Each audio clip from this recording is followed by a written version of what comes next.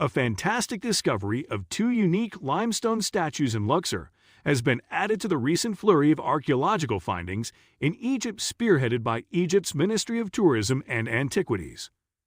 In a press release from Thursday, an Egyptian-German archaeological mission, headed by Dr. Horag Sarosian, announced its success in restoring the funerary temple of the pharaoh Amenhotep III, also known as the Temple of Millions of Years, in western Luxor, and the Colossi of Memnon, two massive stone statues of Pharaoh Amenhotep III, in the Theban necropolis.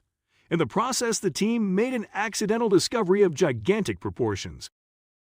Colossal limestone statues of Amenhotep III and the beautiful Valley Festival. This was in the form of fragments of a colossal pair of limestone sphinxes unearthed at the ancient Egyptian temple of Amenhotep III, measuring about 26 feet, 7.9 meters, in length, as part of the Colossi of Memnon and Amenhotep III Temple Conservation Project.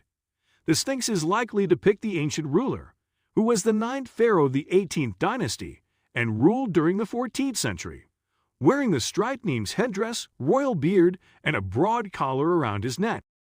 Mostafa Waziri, Secretary General of the Supreme Council of Antiquities of Egypt, adds that cleaning of the limestone statues revealed the inscription, "The beloved of Amon-Re," on one of the chess pieces.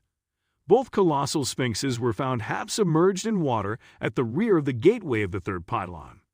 The heads of these sphinxes have been subject to meticulous cleaning and consolidation, which is how the inscription was revealed. The two statues are particularly significant, according to Dr. Sarosian, because they confirm the celebration of the beautiful Valley Festival. They are the beginning of the procession road which lies between the third edifice of the temple and a courtyard of columns. The beautiful Valley Festival, held annually, was a celebration of the dead, and its origins are traced back to the Middle Kingdom. A grand procession that lasted several days marked the beginning of this festival, which was a joyous and vibrant occasion for the people of Thebes. The procession would proceed to the aforementioned Temple of Millions of Years, where food and drinks would be sacrificed by the townspeople to the gods. Flowers would also be left to float in the river and were later gathered to pay respect to the tombs of the dead. The site also revealed three nearly intact statues of the goddess Sekhmet. She is the warrior goddess and also the goddess of healing, who is depicted as a lioness and was the daughter of Ra, who protected the pharaohs in times of warfare. As per a report on Art News, Sekhmet was the lion-like defender of the sun god Ra. The same report also mentions the remains of a great pillared hall being discovered, made of sandstone, which has images of the royal jubilee or Hebsed being depicted. The Hebsed and Amenhotep III. The Hebsed, or the Feast of the Tail, an acknowledgement of the animal tail typically attached to the back of the pharaoh's garment, was an ancient Egyptian festival during which the king's right to rule was recognized, reaffirmed, and renewed.